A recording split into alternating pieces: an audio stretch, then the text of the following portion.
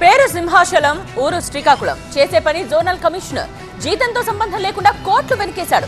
ఆయన కూడబెట్టిన ఆస్తులు చూసి ఏసీబీ అధికారులకే కళ్లు బయలు కమ్మాయి.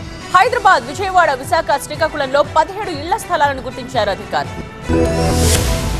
GVMC zone 2 zonal commissioner Ponduru Simhachalam ఆస్తులపై ఏసీబీ అధికారులు దాడులు జరిపారు. ఏకకాలంలో 6 ప్రాంతాల్లో సోదాలు చేశారు. తనిఖీల్లో బయటపడ్డ ఆస్తుల చిట్టా చూసి అవినీతి నిరోధక శాఖ అధికారులే ఆశ్చర్యపోయారు.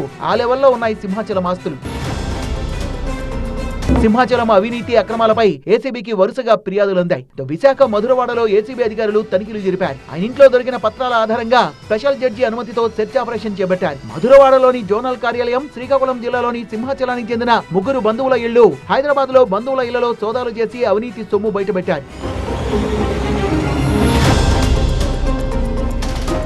సింహాచలానికి విశాఖలో 3 ఇళ్ల స్థలాలు, ఓ అపార్ట్మెంట్ లో ఫ్లాట్ ఉన్నట్టుగా గుర్తించారు ఏసీబీ అధికారులు. శ్రీకాకుళంలో 13 ఇళ్ల స్థలాలు, 4.5 ఎకరాల వ్యవసాయ భూమికి సంబంధించిన పత్రాలు స్వాధీనం చేసుకున్నారు. విజయవాడలో మరో ఇంటి స్థలం ఉన్నట్టుగా తేల్చారు అధికారులు. పెద్ద ఎత్తున బంగారు ఆభరణాల్ని సీజ్ చేశారు. బ్యాంక్ బ్యాలెన్స్ కూడా భారీగా ఉందని చెప్తోంది ఏసీబీ. ఆదాయానికి మించి ఆస్తులు ఉన్నట్టుగా తేలడంతో సింహాచలాన్ని అరెస్ట్ చేశారు ఏసీబీ అధికారులు.